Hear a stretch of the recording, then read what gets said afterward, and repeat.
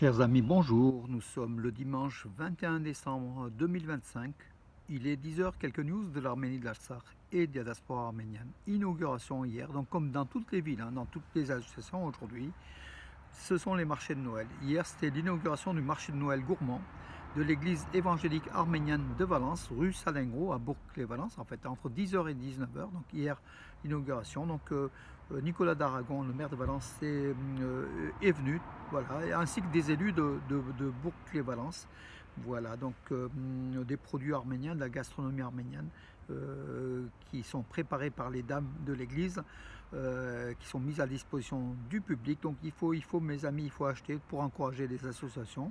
C'est vrai que c'est un peu partout, on a des marchés de Noël, mais il faut favoriser tout ce qui est associatif, tout ce qui est aussi la gastronomie arménienne pour la communauté, pour le dynamisme de la communauté arménienne de Valence. Et puis, à l'approche des fêtes, mes amis, il faut aussi aller acheter donc aussi dans les magasins qui vendent des produits d'Arménie, en fait, notamment du vin d'Arménie ou des produits, des confitures ou des fruits secs d'Arménie. Beaucoup d'éléments d'Arménie. Il n'y a pas que cela. Il y a des centaines de produits ici, même peut-être des milliers de produits de plus en plus vendus. Donc, dans toutes les villes, pratiquement, il y a des boutiques qui vendent des produits arméniens, souvent tenus par des Arméniens d'Arménie. Bravo à eux. Ils favorisent le dynamisme de l'économie de l'Arménie, mes amis. Et puis parmi les vins, bien sûr, il y a les Aréni, il y a des centaines de marques de vin. Nous, on y tient. Donc ici, pardon, cette bouteille, par exemple, Ichevan, du vin blanc, c'est un des meilleurs d'Arménie, le vin d'Ichevan, le vin blanc, donc d'Ichevan. Et c'est une ville qui est jumelée, comme vous le savez, avec Valence, la ville d'Ichevan. Voilà. Merci à Radio Arménie, à Khajak Chilingidian qui m'a offert. Donc hier, j'ai reçu par colis une bouteille de vin blanc, mes amis. Voilà, en tout cas, ça sera sur la table des fêtes, mes amis. De toute façon, pensez justement sur vos tables de fêtes, mes amis, à consommer arménien pour favoriser, bien sûr, l'économie de l'Arménie en consommant des produits arméniens. On favorise le développement de l'économie de l'Arménie à petite mesure, mais chacun à notre niveau. Comme des fourmis, mes amis, on agira pour développer les produits arméniens ici. La consommation de produits arméniens en France, c'est important. N'oubliez pas sur votre table de fête des vins Aréni ou d'autres vins, Caras ou d'autres. Il y a des centaines de très très bons vins. Agos, de notre collègue Cyrano-Sian, il y a de toute façon, vous avez le choix. Voilà, tout simplement, mes amis. Et buvez, bien sûr, avec modération, bien évidemment, mais pour tout ce qui est l'Arménie, c'est même pas du vin, c'est le nectar d'Arménie, tout simplement. Tout ce qui vient d'Arménie, c'est quelque chose de différent pour nous. Voilà pour ce marché, donc le marché de Noël gourmand, donc de l'église évangélique, aujourd'hui, donc à partir donc de 10 heures, de maintenant jusqu'à 19 heures. Donc vous pouvez vous rendre rue Salingro pour justement pour vos achats de Noël, pour une table donc de Noël et jour de l'an. Nous on fait Noël et jour de l'an. Pour nous, il y a plusieurs fêtes, comme vous le savez. En tout cas, bravo au pasteur Koujikian et à l'association Sevan de l'église évangélique arménienne pour avoir pensé à faire ce marché. C'est son premier marché de Noël gourmand et c'est, semble-t-il, un succès. Voilà, tout simplement. L'UNESCO a reconnu la broderie d'Aintab. Aintab, donc, qui est une ville en Cilicie arménienne, donc qui est aujourd'hui en Anatolie, en Turquie. Pas loin de la frontière syrienne, d'ailleurs à la frontière de Syrienne. Donc l'UNESCO a reconnu la broderie d'Aintab comme un patrimoine turc. Voilà. Une réaction forte est nécessaire selon les Arméniens qui sont à l'origine de cet art en fait. Donc la broderie d'Aintab, ce sont surtout les Arméniens qui pratiquaient jusqu'au génocide et même après le génocide dans les pays où ces Arméniens ont trouvé refuge, comme en Syrie, au Liban ou même en Arménie. Donc aujourd'hui, une des spécialistes de ces broderies d'Aintab se plaint auprès Luciné Mritalian, qui est maître du peuple d'Arménie, spécialiste de broderie et auteur de plusieurs ouvrages spécialisés, a adressé une lettre ouverte au représentant permanent de la République d'Arménie auprès de l'UNESCO, Aram Hagopian, pour exprimer son mécontentement face à l'inscription de la broderie arménienne d'Aintab au patrimoine turc par l'UNESCO. Voilà, le patrimoine immatériel de l'UNESCO. Les Turcs ont récupéré la culture arménienne de la broderie d'Aintab, qui est une broderie très très originale et uniquement réalisée dans la région d'Aintab par les Arméniens depuis des siècles, jusqu'au génocide et même après le génocide. Et ce sont les Turcs qui ont récupéré en leur nom, comme Aintab est aujourd'hui situé en Turquie. Voilà, donc ils ont récupéré le patrimoine, un élément de plus du patrimoine arménien récupéré par la Turquie. Et donc l'Arménie devrait logiquement protester auprès de l'UNESCO. À part que l'Arménie fait le dos rond avec la Ankara et Bakou, aujourd'hui, en fait, tout ce qui est Turquie, Azerbaïdjan est un petit peu, quelque part, protégé par le gouvernement arménien, il faut quand même le dire, hein, pour être honnête.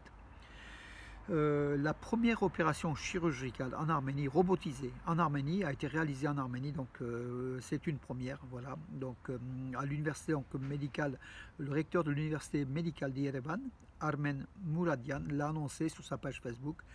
Selon Armen Mouradian, la chirurgie donc robotique a été utilisée pour la première fois au centre médical SlavMed, où une intervention urologique robotisée, donc une résection rénale a été pratiquée. Je suis heureux et fier que la première opération robotisée ait été urologique. L'opération s'est déroulée avec succès, a écrit Aram Mouradian sur sa page Facebook.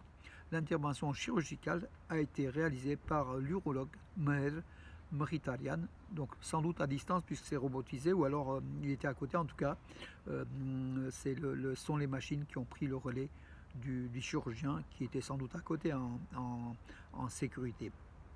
C'est une première pour l'Arménie, bravo, l'Arménie progresse comme on le voit et ça nous fait plaisir mes amis, bien évidemment. Lors du spectacle annuel des stars arméniennes à Moscou, financé par la fondation Gagik Tsarukyan, l'oligarque arménien milliardaire, la statue miniature de Jésus-Christ fut distribuée aux participants par la fondation.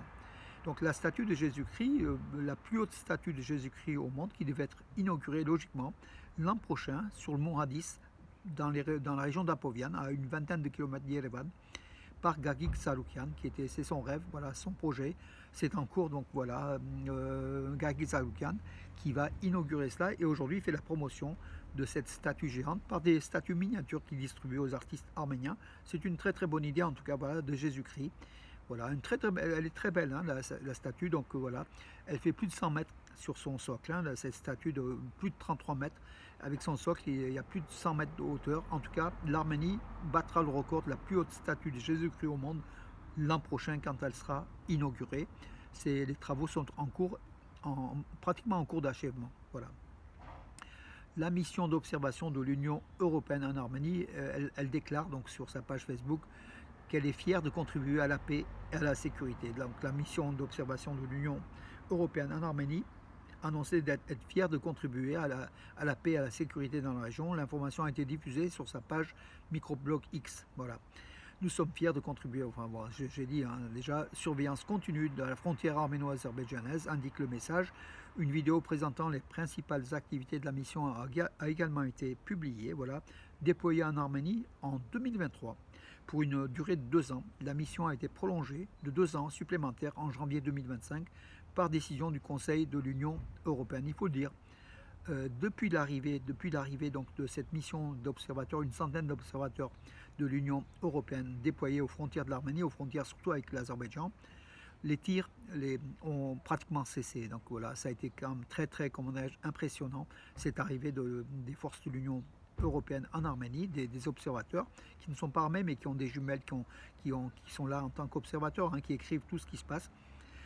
Et ça a quand même freiné les ardeurs du dictateur Aliyev, il faut quand même le dire. Par contre, aujourd'hui, la question se pose par rapport à la paix entre l'Arménie et l'Azerbaïdjan. Que vont devenir ces observateurs? Logiquement, ils doivent aller jusqu'en 2027, selon le contrat de 2 ans qui a été déjà prolongé en février 2025.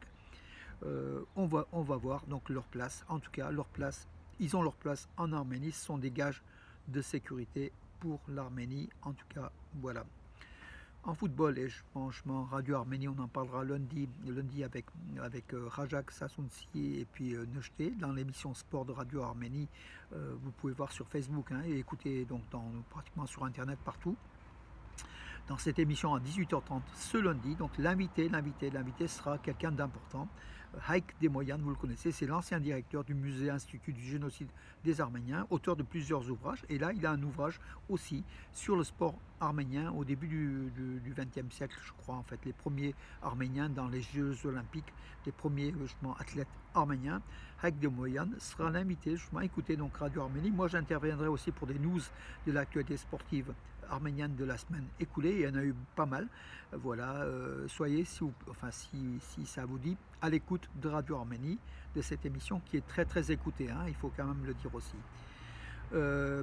Oui, justement, on parlera de l'international arménien Edouard Spetian. Ça fait déjà 3-4 ans qu'on dit qu'il va être transféré en Europe occidentale dans les clubs prestigieux. Rien ne se fait. Il a 25 ans, il est au mieux de sa forme. C'est le meilleur joueur arménien, le meilleur joueur de Russie, le capitaine de l'équipe d'Arménie, Edouard Spetian, un milieu de terrain offensif qui marque but sur but et qui fait beaucoup de passes décisives. Il intéresserait des clubs européens, selon son agent, un Italien qui s'appelle Paolo Barbosa.